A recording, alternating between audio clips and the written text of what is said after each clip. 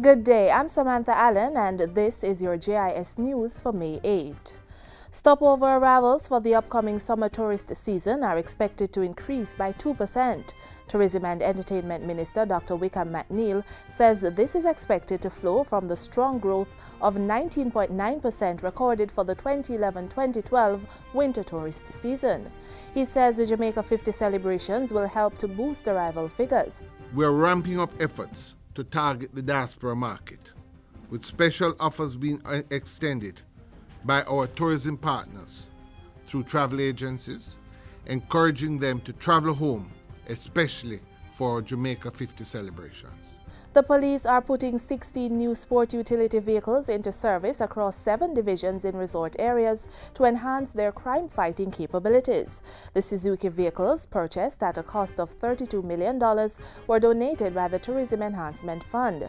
They will be deployed to Montego Bay, Ocho Rios, Negril, Port Antonio, Falmouth, Runaway Bay, and Treasure Beach. And I want to emphasize that this is not only being done to safeguard our visitors, but our Jamaican citizens as well. If we want to have an attractive environment for tourists, we have to have an attractive environment for our Jamaicans. An aesthetically pleasing environment and one that is safe and secure. The National Security Minister will be seeking the support of the Ministry of Tourism to launch a public education campaign sensitizing Jamaicans about the deceptive nature of lottery scamming. The campaign will be undertaken nationally with special focus on the resort town of Montego Bay from which the scammers operate. Because we have to be aware that these criminals have a sophisticated propaganda machinery of their own.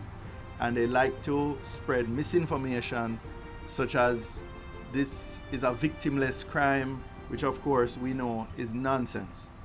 And therefore we're going to have to maintain the pressure on them. The government has intensified its campaign against the lotto scam in recent months, with a number of persons arrested and property seized. The National Security Minister says while the victims of the lottery scam are not tourists, since victims are in the home states of visitors and potential visitors, the negative consequences will ultimately affect the sector and investment. 2 government ministries are teaming up to draft and implement a small business procurement policy. This was announced recently by the State Minister for Industry, Investment and Commerce, Sharon Folks-Abrams. She says the Industry Ministry is working with the Ministry of Finance, Planning and the Public Service on the policy, which would require all ministries and agencies of government to source a portion of their goods and services from micro and small enterprises. We're also moving forward to the finalization of the MSME and entrepreneurship policy. We are now in final consultations with stakeholders on the policy and moving towards tabling a green paper in the House of Parliament. Mrs. Folks-Abrams says the ministry is also exploring a range of business-friendly laws to foster business development and create employment. The Caribbean Maritime Institute, CMI, is Jamaica's next university in the making. A proposal to transition the institute to a university was one of the agenda items discussed at the first meeting of the institute's new board held recently. Transport, Works and Housing Minister Dr. Umar Davies says he expects more than a name change. So I've given them a challenge that they should lay out what this name change, why members of the public would be able to identify a difference between the Caribbean Maritime Institute and the university. CMI administrators say getting university status would be a reflection of what has been happening at the institute and open up new opportunities.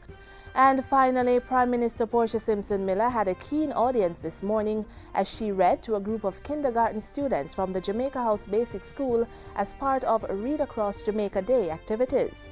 Mrs. Simpson Miller read from A Little Lion Goes to School, written by Jamaican author Kelly Magnus. After the session, the Prime Minister took the students on a tour of her office and the cabinet room. And that's it for JIS News today. I'm Samantha Allen. Thanks for watching.